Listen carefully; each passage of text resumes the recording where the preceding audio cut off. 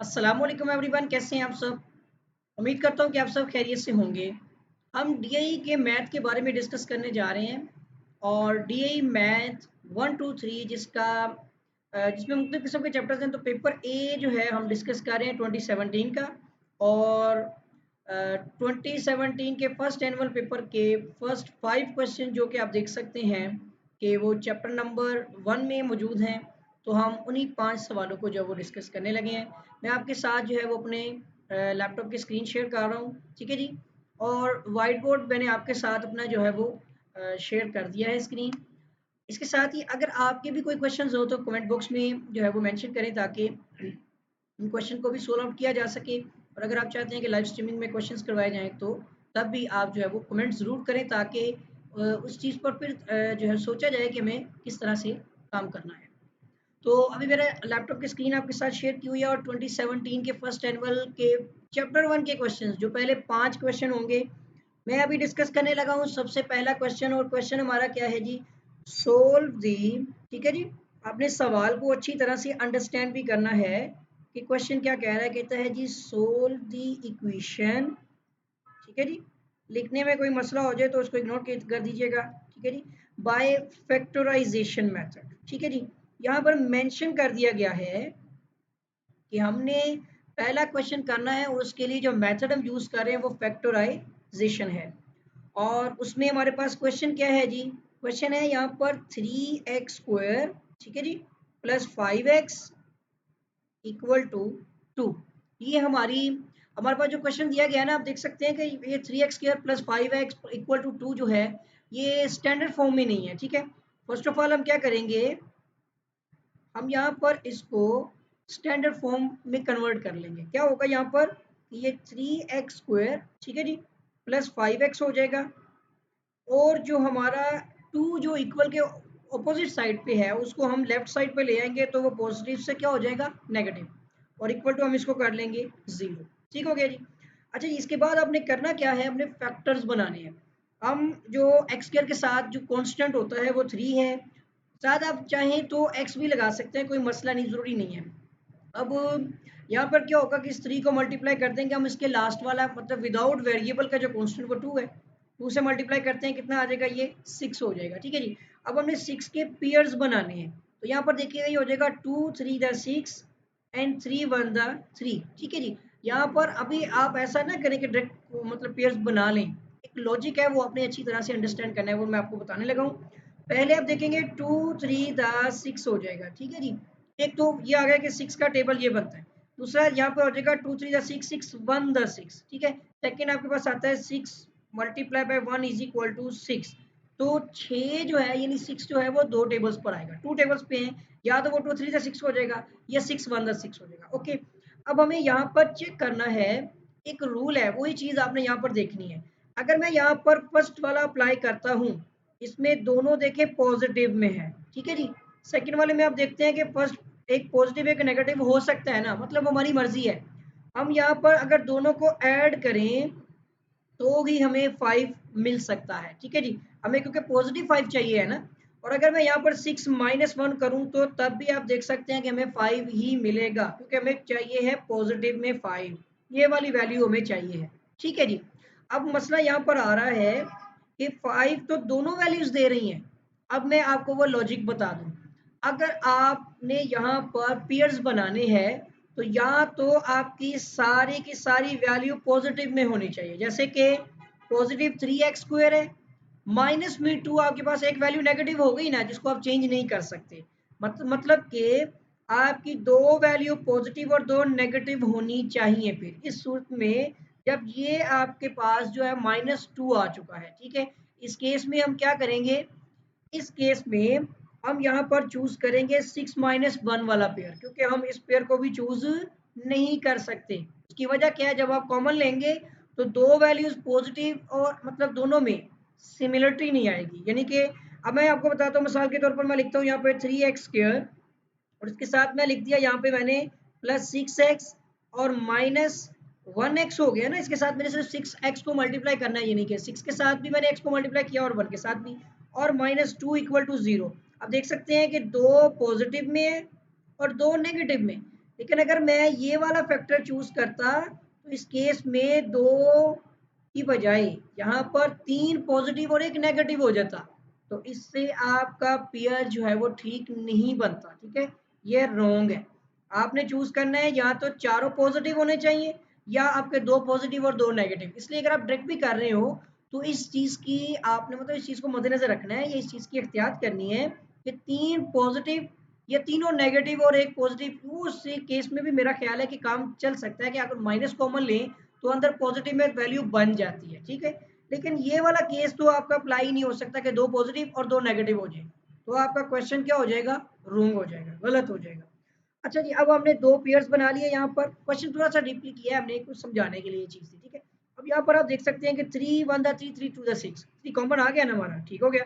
दोनों में x भी आता है, मतलब कॉमन आ जाएगा। यहाँ पर आप देख सकते हैं कि एक x अंदर आ जाएगा। ठीक है, 3x स्क्वायर हो गया और प्लस 3 2 द 6 हो जाएगा आपका। और इन दोनों में क्या कॉमन ले सकते हैं आप, माइनस भी आ सकता है और कुछ नहीं है तो 1 लगा देंगे। हम यहाँ पर -1 ले लेते हैं। ठीक है जी, बाकी वैल्यू तो एज इट इज हो जाएंगी, बस नेगेटिव से क्या हो जाएंगी, पॉजिटिव हो जाएंगी, इस तरह से। ठीक है जी, अब आप देख सकते हैं कि x+2 और x+2 देखिए दोनों सेम आ गए ना, यही चीज थी। अगर आप ऊपर वाला पेयर चूज करेंगे ना 2 और 3 वाला, ठीक है, 2 3 6 वाला, तो आपको यहाँ पर एक x+2 मिलेगा, एक x-2 मिलेगा। ठीक है, डेफिनेटली मैंने जो आपको रूल बता दिया कि आप इसको अप्लाई नहीं कर सकते।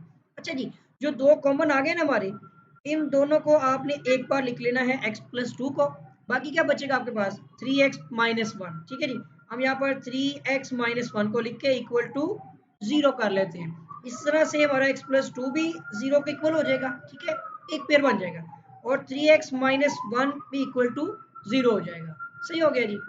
बहुत सारे नॉइस यहाँ पर आएगी, इग्नोर कीजिएगा क्योंकि मैं इस वक्त मेन रोड पर हूँ, तो फिर शोर तो हो गई। ठीक है, अच्छा जी, यहाँ पर इतना काम करने के बाद इक्वल टू 0 आपने दोनों को किया हुआ है, तो यहाँ पर एक तो आपका x इक्वल टू, ये जो आपका पॉजिटिव 2 है ये ऑपोजिट दूसरी साइड पर क्या हो जाएगा, -2 हो जाएगा। सही है, और इसी तरह से आपका ये x जो है यहाँ पर ये -1 उधर जाके +1 हो गया, और जो 3 यहाँ पर मल्टीप्लाई हो रहा है उस साइड पर जाकर डिवाइड हो जाएगा, इन्हीं 1 के नीचे डिवाइड हो जाएगा। ठीक है जी, तो इस तरह से आपका जो सोल्यूशन सेट होगा इस क्वेश्चन का वो -2 और 1 डिवाइड बाय 3 जो है, ये हम कहेंगे कि are the roots of this equation, मतलब जो हमारी इक्वेशन दी गई थी। पहला क्वेश्चन हमने जो सोल्व करना था वो हमारा सोल्व आउट हो चुका है। मैंने जैसे आपको बताया कि पहले चैप्टर में आपके मतलब पेपर के अंदर पहले चैप्टर से 5 सवाल बनेंगे। ठीक है, पहला क्वेश्चन तो हमारा कवर हो चुका है। ठीक है, 1 मिनट दीजिएगा ज़रा, ये रहा। ठीक है जी, अब हमने डिस्कस करना है सेकंड क्वेश्चन। मैं कलर चेंज कर लेता हूँ ताकि डिफरेंस भी रहे।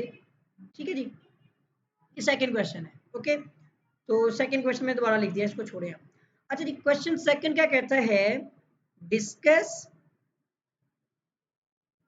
The nature of the roots, nature of the, नहीं यानी लिखा हुआ है नेचर ऑफ रूट्स। ठीक है, ये आर है और उसमें रूट्स ऑफ यहाँ पर हमारे पास है x square and plus x plus 1 is equal to 0। अब यहाँ पर क्या करना है, हमने जो क्वेश्चन दिया गया है ना, इसकी नेचर चेक करनी है। इसकी नेचर कैसे पता चलेगी हमें, पहले इसमें अब आपने फॉलो करना है रूल कि सबसे पहले आपने वैल्यूज निकालनी है कि we know that a is equal to 1, क्योंकि इसके साथ कुछ नहीं है तो कांस्टेंट क्या होगा 1, x के साथ भी कुछ नहीं है तो 1 है, तो b की वैल्यू होती है x, मतलब जो x के साथ जो होता है कांस्टेंट वो भी होता है, तो वो भी 1 है, और c तो कांस्टेंट है ऑलरेडी, विदाउट वेरिएबल जो है वो ऑलरेडी 1 है। अच्छा, जब हमें नेचर ऑफ द रूट्स निकालने के लिए ना हम यहाँ पर यूज करते हैं डिस्क्रिमिनेंट का फार्मूला। डिस्क्रिमिनेंट का जो फॉर्मूला होता है वो होता है बी स्क्र माइनस 4ac, सिर्फ यही चीज होती है, बाकी कुछ रूट्स हैं वो आपने देखे होंगे, वो मैं आपको थोड़ा सा एक्सप्लेन कर देता हूँ। हमने यहाँ पर discriminant B square minus 4ac के फार्मूले में ये वैल्यूज पुट करनी है। ठीक है नहीं, यहाँ पे क्या आ जाएगा, ए बी भी 1 है ना, 1 का स्क्र -4 आ गया, ए भी 1 है और सी भी हमारा 1 है, तो यहाँ पर क्या हो गया, पहला 1 का स्क्वायर तो 1 ही रहेगा, -4 1 द 4 ही आ गया। अब देख सकते हैं कि यहाँ पर आंसर आ रहा है -3।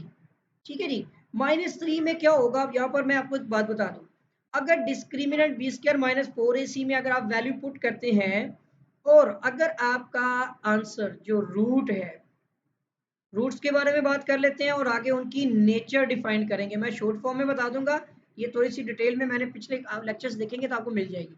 अगर आपका रूट्स आ जाता है 0 तो आप कहेंगे कि आपका जो रूट है रियल तो हो गई, ठीक है ना, ये हो जाएगा आपका इक्वल। अगर आपका रूट्स यहाँ पर आंसर दे रहा है 4, मतलब कोई ऐसी वैल्यू 4 का जजर आता है ना, 4 है, 9 है, 9 का स्क्वायर रूट होता है 3, उसके बाद 16 है जिसका 4 है, 25 का 5 है, मतलब ऐसी वैल्यू जिसका जजर बन जाए तो आप कहेंगे वो आपका होगा रैशनल, ठीक है जी। और अगर आपको कोई ऐसी value they they, let's suppose 3 है, 2 है, ठीक है, 5 है, इसका जजर ही नहीं कट सकता, ठीक है ना, तो वो आपका हो जाएगा क्या, इर्रेशनल। मतलब इस तरह से आप हर तरह का क्वेश्चन सोल्व कर सकते हैं। लेकिन अगर वो आपको वो आंसर दे देता है नेगेटिव में, तो अब याद रखिएगा हर वैल्यूज जो भी होगी उसका स्क्वायर रूट तो लाजमी है, 0 का भी स्क्वायर रूट ही हो लेकिन वो इक्वल हो जाता है। अगर आप देखिए 4 है तभी जजर तो लेना है हमने, जजर कट जाए तो रैशनल, जजर ना कटे तो इरेशनल। लेकिन अगर आंसर नेगेटिव में दे रहा है जजर तो बनेगा। और आप जानते हैं कि अंडर रूट -1 की वैल्यू होती है इयोटा, ठीक है ना, ये आपने छोटी छोटी क्लास में पढ़ा होगा, 9th क्लास का सेकंड चैप्टर है कॉम्प्लेक्स नंबर, ठीक है ना, उसमें रियल एंड मतलब के irrational sorry real and imaginary number का टॉपिक आपने पढ़ा होगा, ठीक है ना। आपके जो 1 to 3 जो मैथ है इसमें भी एक चैप्टर कॉम्प्लेक्स नंबर, यहाँ पर जो इमेजिनरी होता है ना इयोटा की फॉर्म में, इसको बोलते हैं इमेजिनरी नंबर, ठीक है जी। ये है आपका इमेजिनरी नंबर, एक होता है रियल नंबर, एक होता है इमेजिनरी, इन दोनों का कॉम्बो होता है कॉम्प्लेक्स नंबर। तो बात हमें वो नहीं करनी डिटेल इतनी, मतलब हमारी नहीं, हमें इमेजिनरी नंबर जानना है। तो देखिए हमारा आंसर नेगेटिव में आ गया है ना, मतलब मैंने आपको बताया अगर आंसर रूट्स नेगेटिव में आ जाए जजर लेना होता है हमने। तो नेचर क्या बताइए, नेचर इसने बता दिया है कि आप कहेंगे रूट्स विल बी इमेजिनरी, ठीक है जी। तो हमारी नेचर यहाँ पे रूट्स की आ रही है इमेजिनरी। हमारा सेकंड क्वेश्चन जो है वो भी सोल्व आउट हो चुका है। आप यहाँ पर लिखेंगे द रूट्स आर इमेजिनरी या रूट्स विल बी इमेजिनरी, ये अब स्टेटमेंट लिख लीजिएगा, ठीक है, इतना काम तो आप कर लेंगे इंशाल्लाह। अच्छा जी, यहाँ तक हमारा हो गया सेकंड क्वेश्चन। अब आ जाते हैं थर्ड क्वेश्चन के ऊपर, और उसमें हमारे पास क्वेश्चन है फॉरवर्ड द वैल्यू ऑफ के, ठीक है, मेरे पास पर 5 ईयर पड़ा हुआ है, तो मैं उसमें से देख रहा हूँ कि फॉरवर्ड वैल्यू ऑफ के, ठीक है जी, the sum of roots of, आगे भी लिखा हुआ है, एक इक्वेशन ली हुई है 3x² प्लस kx प्लस 5, ठीक है जी, equal to 0 may be equal to दी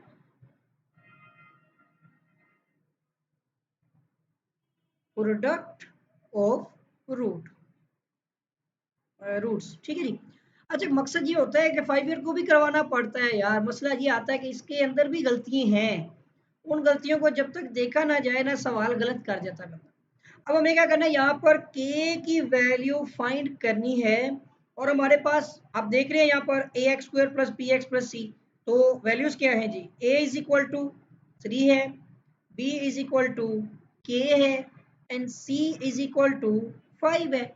एक चीज तो हमें पता लग गई, forward the value of k हमने मालूम करना है, sum of the root of this equation may be equal to the product of, may be हो गया ना, शायद हो सकता है, मतलब बात तो आ गई ना। इसका मतलब क्या हुआ कि आपका जो सम ऑफ रूट है वो प्रोडक्ट ऑफ रूट के इक्वल है। और यहाँ पर दो फार्मूले आपने याद रखे हुए हैं कि जो सम का फार्मूला होता है वो होता है -b डिवाइड बाई a, ठीक है, और जो प्रोडक्ट होता है वो होता है c डिवाइड बाई a। अब इन दोनों फार्मूले में वैल्यूज पुट करें तो आंसर आ जाता है। मतलब सम अगर प्रोडक्ट के इक्वल किया गया है तो आपका -b डिवाइड बाई a जो सम का फॉर्मूला है वो प्रोडक्ट के फार्मूले c डिवाइड बाई a के इक्वल हो जाएगा। यहाँ पर अगर हम इसको थोड़ा सा शॉर्ट करने की कोशिश करें तो क्या करेंगे, देखें यहाँ पर हो जाएगा ना, अगर मैं -b is equal to c divide by a है ना, वो वाला a वहां पर हो रहा है मल्टीप्लाई, मैं सॉरी डिवाइड हो रहा है, मैं यहाँ पर लाके मल्टीप्लाई कर देता हूँ, देखिएगा ए से कट जाएगा, मतलब -b इक्वल इक्वल टू क्या आ जाएगा, c। तो इसी चीज को अगर मैं कहूँ कि यहाँ पर sorry b is equal to -c, मैंने माइनस को शिफ्ट कर दिया है। अब मुझे यहाँ पर जस्ट क्या करनी है, वैल्यूज पुट करनी है। तो बी देखें किसके इक्वल है, के के इक्वल है, तो यहाँ पर ये के इक्वल आ गया, और सी आ गया आपका 5 है तो -5।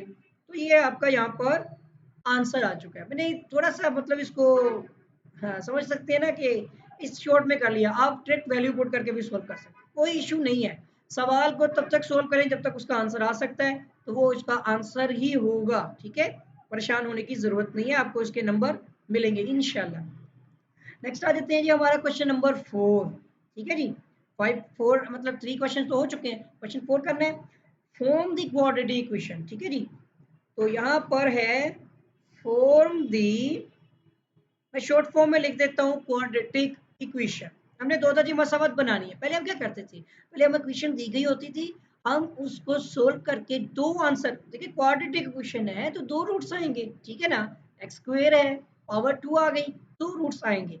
अब हम क्या करेंगे, उन्हीं दो रूट्स की मदद से क्वाड्रेटिक इक्वेशन बनाएंगे, ठीक है। अब हम सवाल बनाएंगे, जवाब से सवाल बनाएंगे, लेकिन हमें वो दो रूट्स भी तो पता होने चाहिए। उसने दिए हैं, उसने दिए हैं whose roots are, जो दो रूट्स दिए हैं ना उसने, एक उनमें है 3√5 एंड जो सेकंड वाला है ना वो नेगेटिव में दिया है -3√5, ठीक है जी।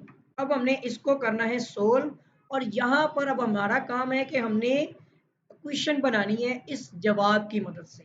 पहले आपको बता दूं, the first one is alpha, मतलब इसको रिप्रेजेंट कर लेते हैं, और the second one is beta. पहला अल्फा हो गया रूट, दूसरा बीटा हो गया, कोई फर्क नहीं पड़ता, आप इसको आगे पीछे कर सकते हैं, इशू नहीं है।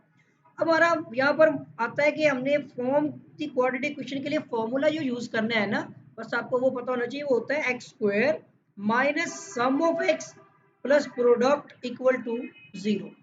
और मैं इसी के अंदर ही सोल्व कर दूंगा ताकि हमारा काम थोड़ा इजी हो जाए। कि एक्स स्क्वायर माइनस सम का फॉर्मूला होता है अल्फा प्लस बीटा, अगर वो रूट्स हो तो, ठीक है। अगर इक्वेशन है तो सम का माइनस पी ओवर ही, अगर आंसर दिए गए हैं तो अल्फा प्लस बीटा है, ठीक है जी। प्लस प्रोडक्ट का फॉर्मूला होता है alpha multiply by beta is equal to 0। सही हो गया। अब दोनों वैल्यूज यहाँ पर मौजूद हैं, जस्ट मैंने क्या करनी है, इसमें पुट करनी है। आपने अल्फा की जगह पे अल्फा की वैल्यू पुट कर देनी है, और बीटा की जगह पे आपने बीटा की वैल्यू। तो यहाँ पे देखिएगा एक्स स्क्वायर माइनस अल्फा क्या है हमारा 3√5, ठीक है। और अगर आप चाहें तो प्लस लिख के बीटा की वैल्यू लिखे नेगेटिव में -3√5, सही है। साथ आ जाएगा, मल्टीप्लाई में एक्स आ जाएगा, प्लस अब यहाँ पर भी आप वैल्यू पुट कर दें 3√5 अल्फा की है, इसको भी ब्रैकेट में लिख सकते हैं, कोई मसला नहीं है। साथ आपका जो है, याद रखिएगा कि जब नेगेटिव साइन आए तो ब्रैकेट जरूर लगाइएगा, वरना आपका क्वेश्चन जो है वो साइन की गलती की वजह से खराब हो सकता है, ठीक है। अच्छा जी, यहाँ तक हमारा काम हो चुका है। अब हमने करना क्या है, एक्स स्क्वायर, ठीक है जी। यहाँ पर देखिएगा माइनस आ गया। अब जब अंदर सोल्व करते हैं तो 3√5 है, प्लस माइनस हो जाएगा हमारा, माइनस में फिर 3√5 आ जाएगा, ठीक है जी, इंटू एक्स आ गया। और प्लस हमारे पास यहाँ पर क्या है, माइनस में। अब ये देखिएगा ये पॉजिटिव है, ये नेगेटिव है, तो इसको आपने गौर से देखना है, मैंने ब्रैकेट लगा दी है।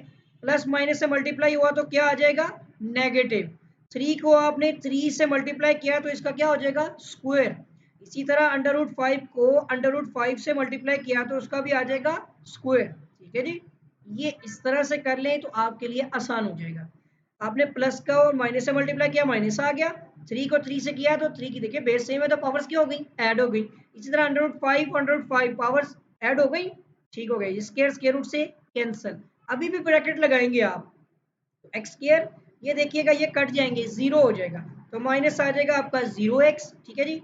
और यहाँ पर आप देखें तो मल्टीप्लीकेशन में ये पॉजिटिव साइन नेगेटिव से क्या हो जाएगा, मल्टीप्लाई, तो प्लस माइनस माइनस आ गया। 3 का स्क्वायर कितना होगा, 9, मगर उसके साथ ही आप देख सकते हैं कि स्क्वायर रूट 5 में 5 मल्टीप्लाई हो रहा है, तो इक्वल टू आ जाएगा 0।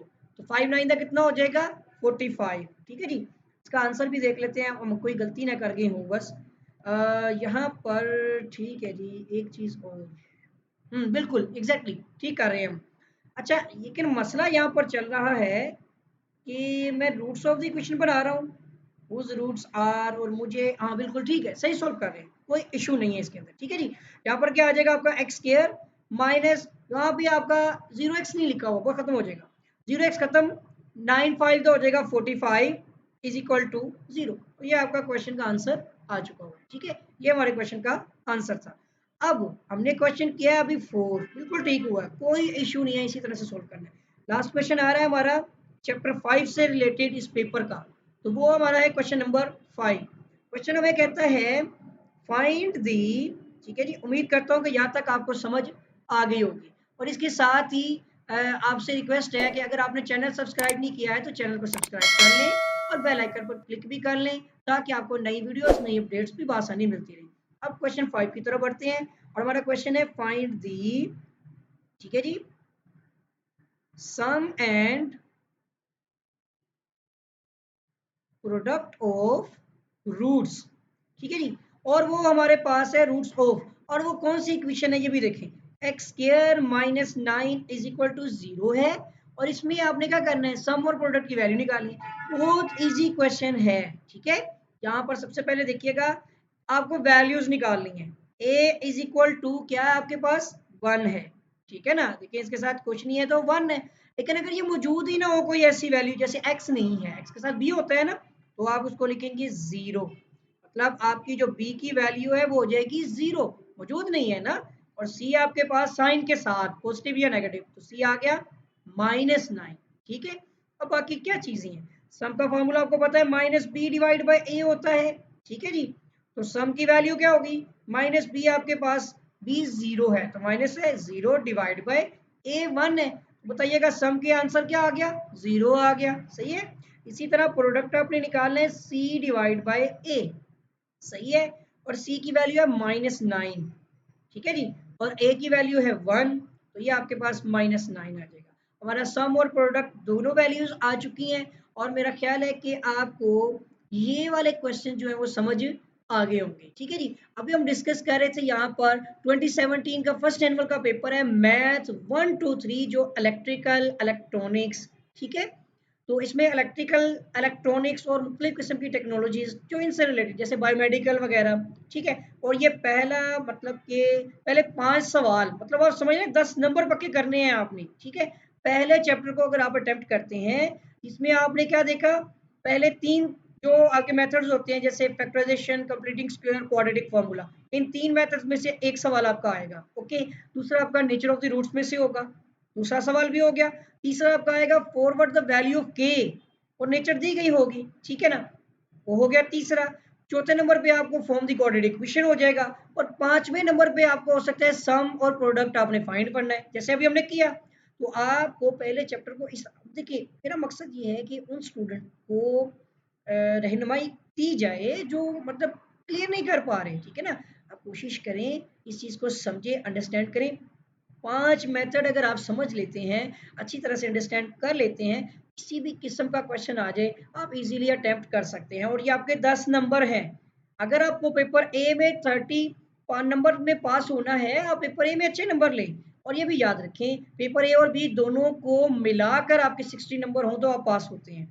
अगर आप पेपर ए में 59 और पेपर बी में 1 नंबर भी लेते हैं तब भी आप पास हो जाते हैं। ठीक है, मसला वो नहीं है, मसला ये है कि पेपर में पास होना मुश्किल नहीं है, पेपर में नंबर अचीव कर सकते हैं आप। उसके लिए क्या करना है आपने, मैं जो आपको जो है ना इंशाल्लाह आगे गाइड करता रहूँगा। अगर किसी भी किस्म का मसला है, कोई प्रॉब्लम आती है, तो वो आप मुझसे पूछ सकते हैं। इसके अलावा अगर आप चाहते हैं कि ये जो अभी मैंने क्वेश्चन सोल्व किए हैं इसकी सॉफ्ट पीडीएफ फाइल भी आपको मिल जाए, तो आप बता दीजिएगा, मैं आपको कमेंट में या इसके डिस्क्रिप्शन में इसका लिंक दे दूंगा, वहाँ पर आप उसको पीडीएफ को इजीली डाउनलोड कर सकेंगे। ठीक है, मैं उम्मीद करता हूँ कि आपको जो है ये टॉपिक जो भी मैं आपको एक्सप्लेन कर रहा था समझ आ गया होगा। और आपसे एक रिक्वेस्ट है मेरी कि अगर आपने अभी तक मेरा चैनल सब्सक्राइब नहीं किया है तो चैनल को सब्सक्राइब कर लें और बेल आइकन पर क्लिक कर लें, ताकि आपको नई वीडियोस नई अपडेट्स जो हैं वो बर वक्त और बासानी मिलती रहें। आपके साथ फिर मुलाकात होगी एक नई वीडियो में एक नए लेक्चर के साथ, तब तक के लिए अल्लाह हाफिज़।